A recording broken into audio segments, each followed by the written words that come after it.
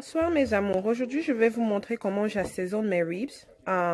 Donc on a besoin de ribs, du sel, moi j'utilise le sel de l'Himalaya, pink salt, le ginger, les rondelles écrasées. Vous aurez besoin de la moutarde ou de la mayonnaise, moutarde ou mayonnaise, pas les deux. Oignons écrasés, ail écrasé, du persil en flocons, du poivre noir et aussi du piment, du persil et du yellow pepper, poivron jaune. Voilà. Nous allons commencer par notre viande. On va commencer par assaisonner nos ribs. Je tiens à signaler que ça c'est déjà préalablement lavé. J'ai essayé d'enlever un tout petit peu la graisse sur les ribs. Ce que je fais, c'est que je prends mon couteau et je perce. Je vais percer un tout petit peu partout, devant et derrière.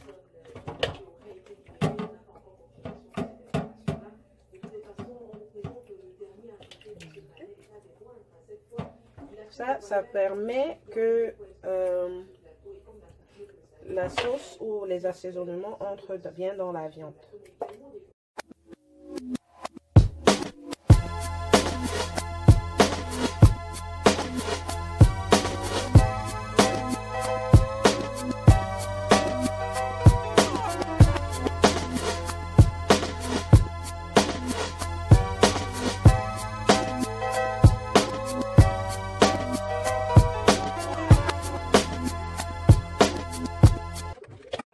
Perforer notre viande avec notre couteau, nous allons commencer l'assaisonnement. Nous allons utiliser l'oignon en poudre. Je ne pourrais pas vous dire combien utiliser. Je pense que ça sera la quantité utilisée. Je pense que ça sera au choix. Donc vous faites front et back, devant et derrière. Voilà. L'eau au fond de au fond ne gêne absolument pas, au contraire, ça va nous aider à mieux mélanger. Voilà. Après, nous allons mettre de l'ail écrasé en poudre en fait. L'ail en poudre.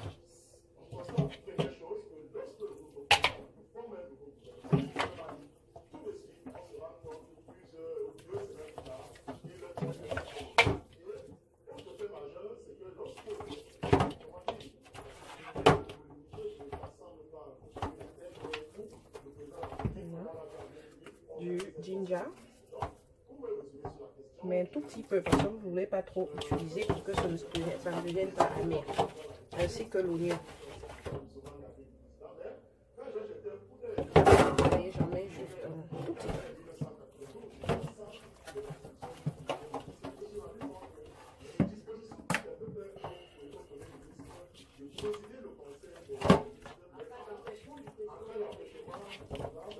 Ok, là je vais mettre mes rondelles en poudre, bien sûr.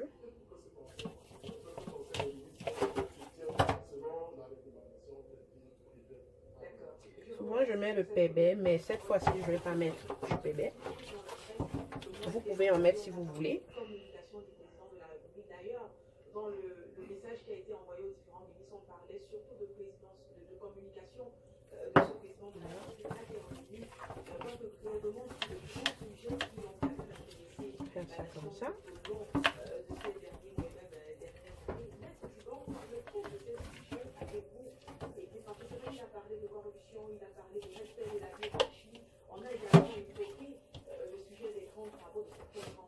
On va mettre ensuite du black pepper, black pepper, oui, je pense que le black pepper en français c'est, comment on appelle ça en français? Ça j'ai oublié. Si vous commencez, vous vous souvenez, si vous payez, écrivez en bas dans le description box pour que les autres puissent lire en fait. Ça c'est du black pepper que je vais mettre un tout petit peu. Si vous avez le blanc, vous pouvez aussi mettre un tout petit peu de blanc.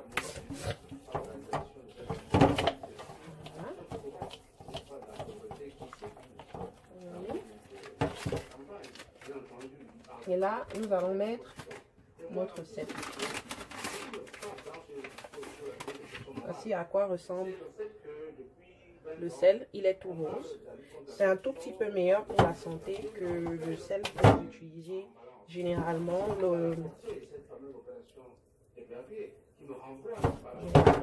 Ça, c'est un tout petit peu meilleur.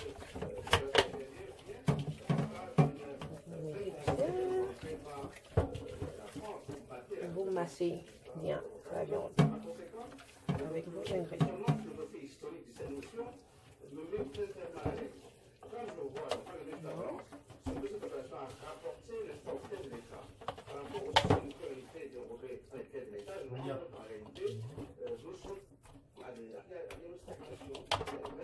Next, vous allez utiliser ou la moutarde ou de la mayonnaise. Moi, j'utilise beaucoup la mayonnaise parce que ça, j'aime plus le goût. Si vous voulez, vous mettez de la moutarde. Pour ceux qui veulent être un peu plus santé, vous pouvez mettre de la moutarde. Moi, je vais mettre,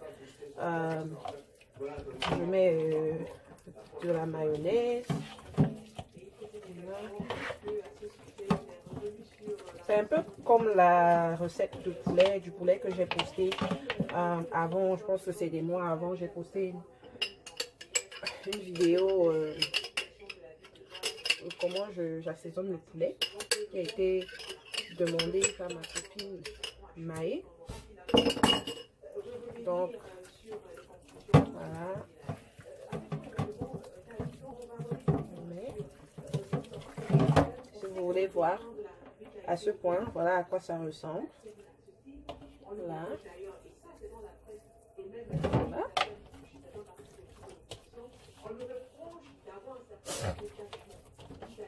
Là, c'est nos côtelettes de porc. Quand on découpe, c'est là où ça fait les côtelettes en single. Ça, c'est carrément tout un... Voilà. J'enlève comme ça pour mettre. Voilà ce qu'on a. Next, on va écraser nos condiments. On va écraser le persil, le piment, half, juste peut-être tout petit peu de piment, 3/4 ou bien alors half pour ceux qui veulent que ce soit très pimenté, et du yellow pepper ou alors du poivron jaune, mais je préférerais que vous utilisiez du poivron vert si vous en avez. Je n'en avais plus. Dans le mixeur, j'ai mis mon persil, du piment et mon yellow pepper. J'avais déjà fait un mélange avant parce que j'ai fait du poulet. Donc ça, c'est le deuxième mets que je fais la journée. Donc je vais écraser.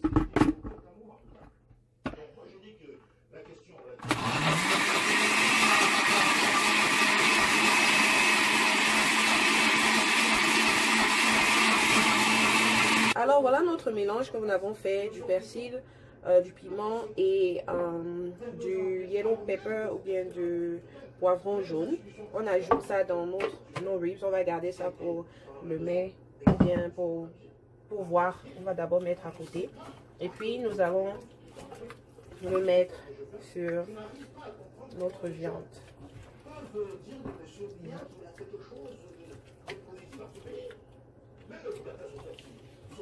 C'est la même procédure ou méthode que j'utilise quand j'ai déjà des ribs déjà découpés.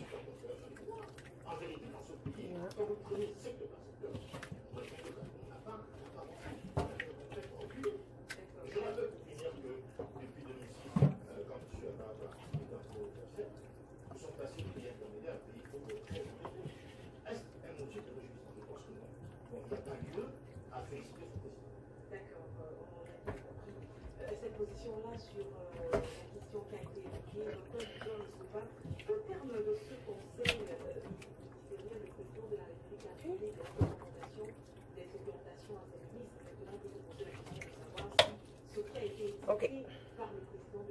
On a mis notre mélange. Maintenant, on va mettre notre cube. Là, j'utilise deux cubes. Ça va maintenant dépendre de votre goût et de comment c'était quand vous avez utilisé votre sel.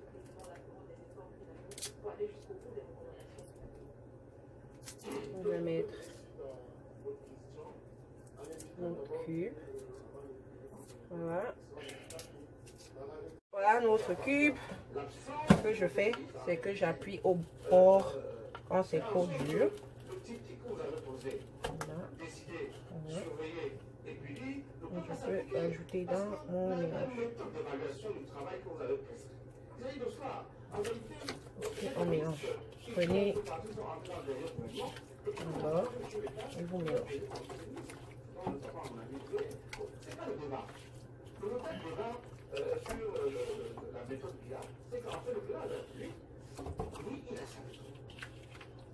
Ok, pour ceux qui n'ont pas envie de mettre le persil, vous n'avez pas, vous pouvez ne pas mettre. Si vous voulez, vous ne mettez pas la mayonnaise ou la moutarde. Moi, je mets parce que je veux que ça soit un tout petit peu comme si c'est brisé. C'est pour ça que je mets ça dans ma viande. Voilà. Mais si vous décidez de ne pas mettre, vous allez définitivement écraser quelques condiments et au moulinex ou à la pierre qui vous arrange. Et puis vous allez mettre dans votre viande.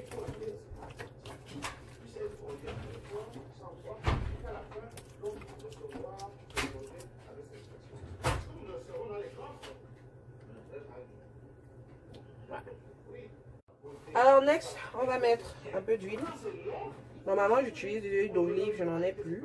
On mettait de l'huile. Pour que ça entre bien, pénètre bien la viande. Voilà. Une sauce. Vous faites recto verso, devant et derrière. Ça va vous aider dans la cuisson aussi. Voilà.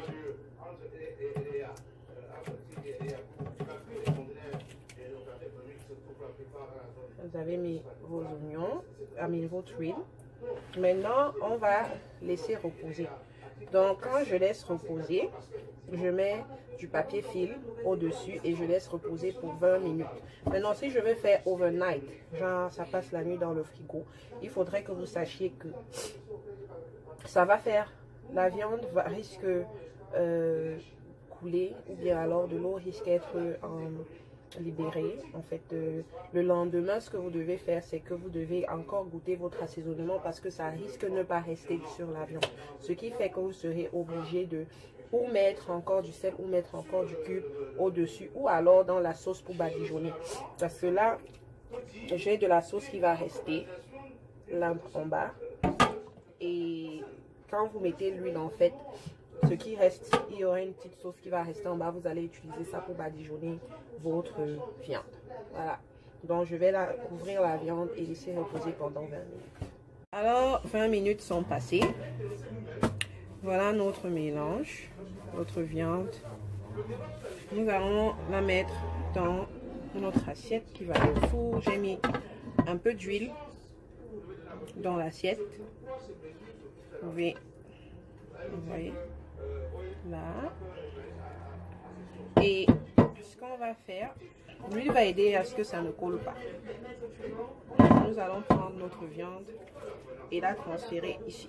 C'est un tout petit peu petit, mais la viande va diminuer, ça va shrink. Je n'ai pas mes papiers Linox, donc on va la laisser ici. Voilà. Et on va prendre un tout petit peu de sauce pour recouvrir. Si vous avez un pinceau, vous pouvez utiliser votre pinceau. Moi, je vais utiliser mes doigts. Voilà. Donc, là, je vois qu'il n'y a pas de sauce. C'est là où je vais mettre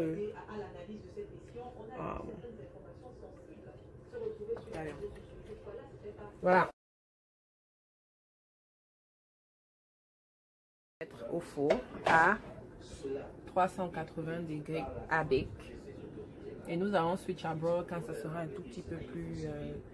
quand ça sera plus... comment dire, cuit. D'autres personnes préfèrent commencer par broil. Broil, en fait, ça donne la couleur marron, donc ça braise carrément la viande.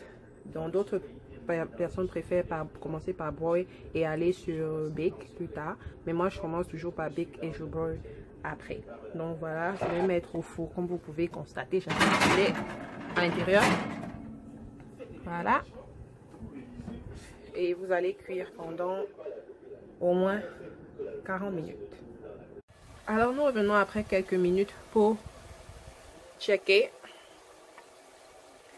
La façon dont vous checkez, c'est que vous piquez carrément une fourchette.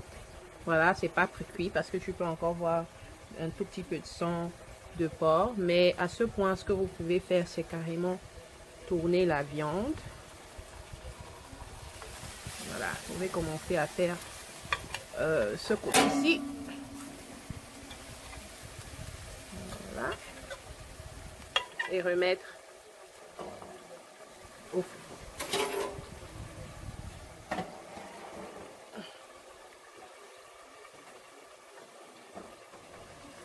Après un autre moment, on revient encore sur notre viande. Mais cette fois-ci, maintenant, on va encore la retourner pour pouvoir la mettre sur broil.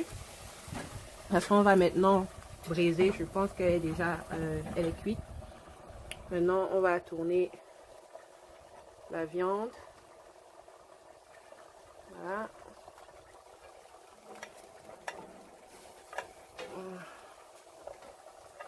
Voilà. À remettre. Et switch sur broil à high. Donc,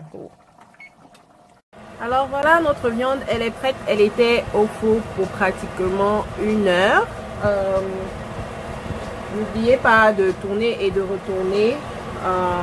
Et aussi changer to broil quand la viande est cuite pour que ça puisse braiser un tout petit peu votre viande. Voilà votre résultat final de votre côtelette de porc. Alors à la fin, voici le résultat final de notre porc. J'ai ajouté les flocons de persil et les oignons au-dessus. Si vous savez que vous allez avoir des gens qui vont venir manger, vous pouvez faire ça pour plus de présentation. Alors voilà notre viande. Alors merci d'avoir suivi et n'oubliez pas, chacun a sa façon de préparer dans sa cuisine. Ok, à bientôt mes amours. Bye bye.